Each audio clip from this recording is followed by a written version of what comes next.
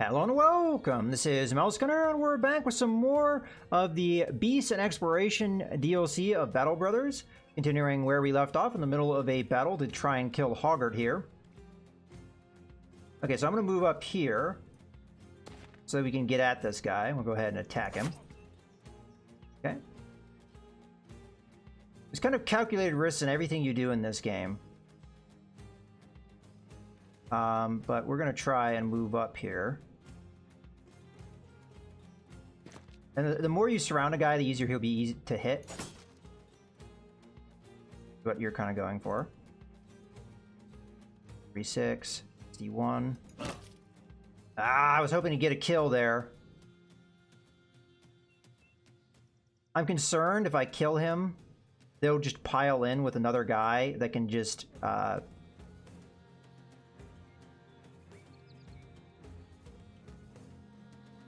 Well, I'm not sure how much I can really do about that. Let's just try and kill him. There, he's down. Obviously, the killing the enemy is going to hurt the morale of others. Now, this guy did a move called Riposte, which means if you attack him and you miss, he gets a counterattack. So usually it's not a good idea to attack unless you have a very high chance of hitting. In this case, we have bludgeons. We don't have high chances of hitting anything. So, yeah. I could knock him back with my shield and try and get some kind of advantage or something. Because I don't think he gets a counterattack on that. Yeah, let's try it. And then why I did that is I'm going to move in his place. And now I've tied up his archer. And now their archer cannot use their bow. So in that way, we've got a little bit of an advantage. 2, 4, 6. We really don't want this guy to be able to get in on our archer if we can avoid it. We do have that zone of control around here, so he's have to go around. So 2, 4, 6, 8. He won't be able to get in here, but he could just go. Oh yeah, 2, 4, 6. Yeah, he could go here.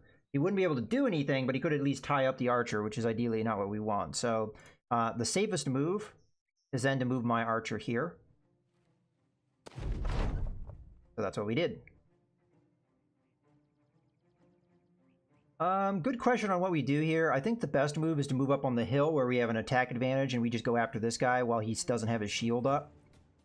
We could try and kill this archer before he gets to go, but I still think this is the best move. And there, he's dead. Okay, now I don't really want to use a knife, so we'll switch to the crossbow. Sadly, we don't have enough action points to reload it. Okay, so these guys are now free to act. Let's form a wall so this guy can't just go wherever he wants and tie up guys.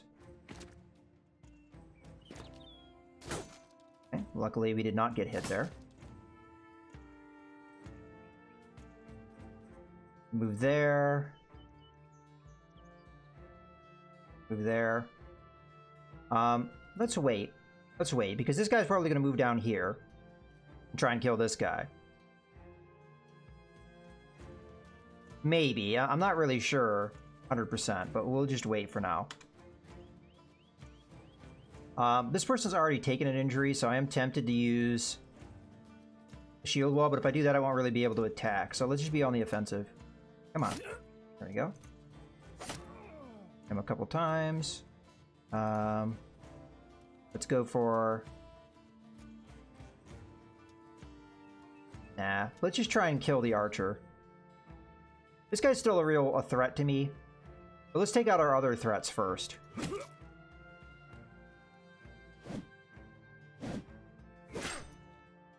Okay, so he tried to push me back with his shield.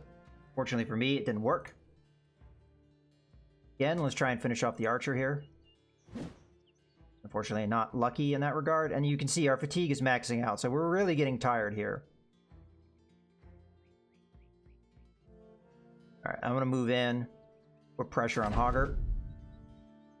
Now we can reload. Sadly, I can't shoot here because my own men are blocking the shot. So we'll just move for positioning.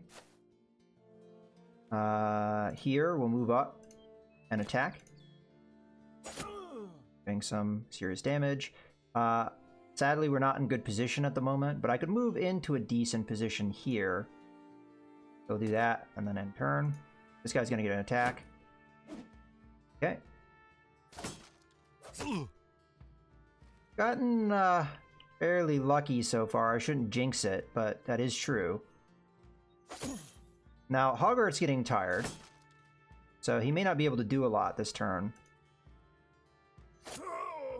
Come on, let's get that kill. Sadly, we only have enough fatigue for one attack. We should still do it, though, as this has just made this guy rout. Fleeing is one of the worst things that can happen to you, because when you flee, everyone that has a zone of control on you gets an attack of opportunity, which just ends up in you getting murdered, really. I don't have enough fatigue to move up, so we're just gonna have to end this guy's turn. There's things you can do to kind of like mitigate the effects of fatigue, but at this stage of the game, with the experience level where it is, not a whole lot we can do. Crossbow for the win? Nope. Alright, let's just finish this guy. And then we'll move up. Step in place to attack Hoggart. Kind of hoping for something to connect there.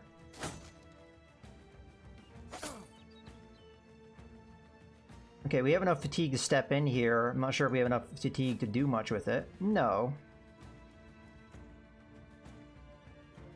We could freak him out as far as his morale, maybe.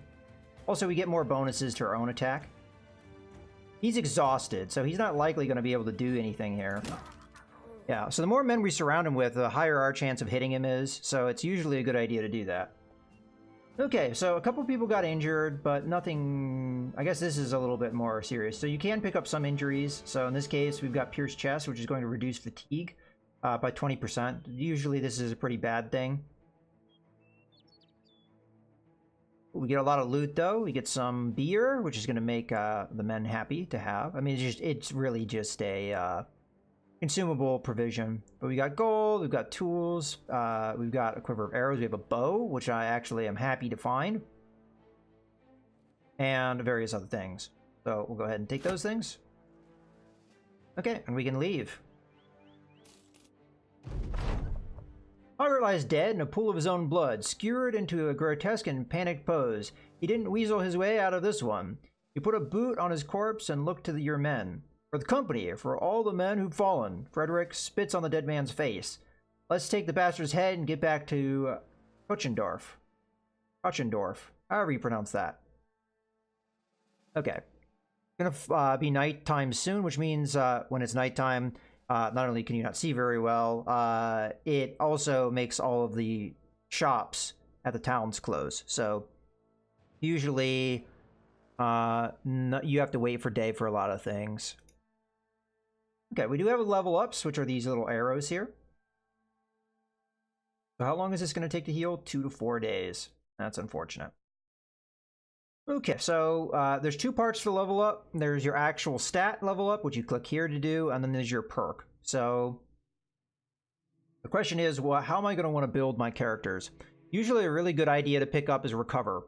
Recover is going to be a great way to get back fatigue. Now, in general, you're going to get back, I believe it's what, 15 fatigue every turn? Yeah, 15 each turn. One way you can get more back is by using the special action Recover, which you will get 50% of your fatigue back when you use this action. So in those cases where my men were absolutely exhausted, this is great to get them back into fighting condition, you know, or relative fighting condition fast. Other things that you can pick up, I really like fast adaptation. What this does is every time you attack anyone and you miss, it gives you a +8% bonus to your next chance to hit. So the more you attack, the more you accumulate this, the more likely in the future you will land at some point. And as we've seen, hitting is usually very good because it does damage that can confer injuries and what have you. Most of these other ones I wouldn't value as high. There are a couple of things in here that can be good. For example, Student gives you the experience bonus to get more levels faster. But yeah, I think for my front line, if the way I'm going to play them is the way I think I'm going to play them, I think Recover makes a lot of sense. And generally is a good idea for your front line. Okay, let's do our stats. So this is going to be somewhat randomized every time how much of a bonus you can get to. You get to pick 3 things. And what 3 things you pick probably is going to depend on how much you're going to improve it. But there are some modifiers. Like, for example, we have 2 stars here with melee skill, so we're more likely going to roll high with our melee skill than a non-starred thing. So it's kind of this guy's focus. But even still, you don't really know how you're going to roll. Now, as far as I'm concerned, the things that are the most important for a frontline character are going to be their melee skill. That makes them be able to hit things more likely. Their defense, in particular melee, but range defense is also important to prevent bow strikes from hitting you, like what we had happen in that combat. Then the next thing I would say is max fatigue, because this is going to allow you to get heavier and heavier armor. Morale and other things can be important, but those are, in my opinion, the order I would go with for a frontline combatant. It would be melee skill, your defensive stats, and then fatigue. In this case, I rolled well on fatigue, so I'm going to take that. I also rolled decently on melee defense, and we could expect this guy to roll decently here as well. So we'll go ahead and take that. And then I'm going to take the melee skill, I think. This is the lowest roll you could possibly get for range defense, so I don't think it's advisable to take it. If you absolutely are desperate for a particular stat, you could continuously keep rolling badly for your stat improvements. You may end up taking something at a low value, but at this point, we're not that desperate. So those are our 3 stat improvements. Okay, that is going to be that. Our other level up is here. So we'll go ahead with that as well. So let's do our perk first, which I think is going to be the same thing. Recover. You know what? Let's do our stats first. So here we didn't roll so well for our defense. We did roll well in these 2 stats. And this guy, I am tempted to push into a ranged thing, even though he has the blurred vision, which decreases his sight range. Still might be good for us. Alternatively, I could push him into being our sergeant by having him get good morale. I mean, he is going to tend towards that anyway. So I think the bonuses I'm going to take this particular time is morale, fatigue, and we'll take the melee skill. Okay. And then probably just recover. But I cannot stress fast adaptation enough. This is extremely good stat. Okay, so we did pick up a sword here. Swords are the other weapon that are generally good in the fact that they're more likely to hit. So I like hitting more than I like some special attributes of weapons. Like axes can be great because you can chop down shields, but there's a downside to that. Because any guy that has, and I can show that to you, only one weapon in there, or only one thing in a hand, they can double grip a weapon, which gives them increased damage. So if you chop the shield out of their hands, well, follow-up attacks from them take more, do more damage. So there's a trade-off there. You want to be able to strike them more likely at the consequence of them being able to hit you harder in return. So it's something you have to consider. Okay, with that being done, who do I want to give the sword to? I think I'm just going to give it to Jost. These two will both have the same ability to hit for the meantime. Jost is our likely sergeant, so we'll go with him having the sword. Okay. We also have a pickaxe, which we could use as a weapon instead of like the bludgeon. I don't think that it is going to be any easier to hit with this. It will have some armor piercing attribute, I believe. As a matter of fact, we could just look at the stats. So 50% of the damage ignores armor, and 150% effective against armor, so it does extra damage to armor that when it does hit. Versus the bludgeon, which is 40% of damage ignores armor, and 75% against armor. So this is still a good weapon against armor. And then let's compare that to a spear, for example. Spear, 25% of damage ignores armor and 90% effective against armor. And the sword is 20%, 70%. So you see, although spears and swords may be more likely to hit, they are not going to be as effective in certain circumstances. Also against certain enemies respond more to like heavy slashing or bludgeoning damage than they would to a little stab from a spear or from a crossbow bolt. Now, as far as weapons go in range combat, crossbows are good for men that don't have very good range skill. If you're training somebody to be an archer and they're not quite there yet, that could be a great time to give them a crossbow. But bows tend to have better utility. Crossbows can also do more armor damage. I think I'm remembering that correctly. Or they ignore armor more. So, in that way, they're good. But bows will generally have better range. And again, they have some better utility. There's upsides and downsides to both. As you saw, the reload on a crossbow takes a lot of action points, but the shooting does not. So you can be mobile in the turn that you're shooting, but unfortunately not mobile on the turn you're reloading. There is no reload for a bow. It's just the general attack cost to use the bow. And that way, in general, it's a more mobile thing because you could half move and get an attack off every turn, whereas a crossbow, it's only every other turn you could really do your moving and shooting. For now, I may just stay with the crossbow, though. We'll see. We'll see if I can get more range guys here. All right, well, that's enough of that talking. Let's go ahead and just get our quest over with. And then we're going to have to figure out where we're going to go after that. We may stick around in the area here, because we do know there was a contract here. It's kind of on the outskirts of things. Frederick joins your side. Got a moment, Captain? You nod for him to speak his mind. The battle has left some gear worse for wear, and some men got a good nicking too. We can patch up both men and equipment while marching, but it's a lot faster to sit down and do it. Of course, if we make camp, we should be wary of ambushes. A campfire and these parts can be seen from every which way. So if you want to heal, if you want to patch up your gear, setting up camp is generally a good idea. Although I have reasons to travel at the moment, so I probably will set up camp once we get close to town. But we will get the quest taken care of at the very least. The company returns to Kochendorf as victors, their heads held much higher this time. The Cursed are not the size that they once were, but they're still a force to be reckoned with, as Hoggart learned in his final moments.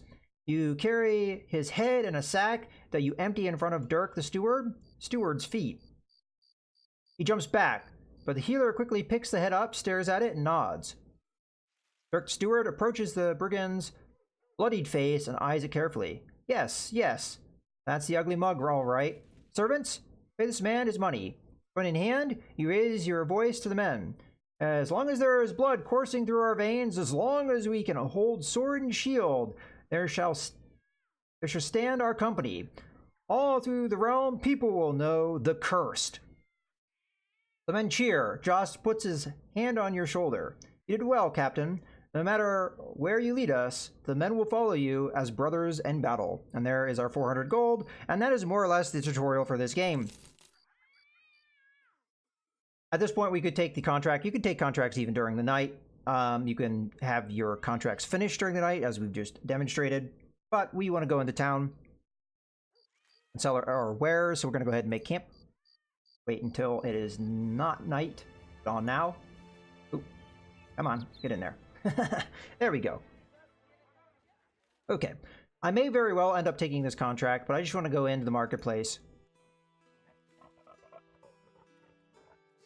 and sell some things. I may actually hold on to the ring purely because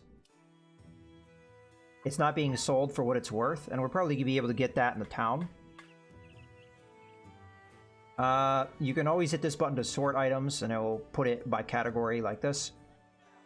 we do have a couple shields. We, actually, I'm not sure there's really anything I want to buy at the moment. Not enough time has passed so that this place has been resupplied, I don't think. What's our relationship with these guys? I'd have to look at that. Is there any more men to hire here? No, the same 2 men are here. We could pick up Lothar just to pick him up, but...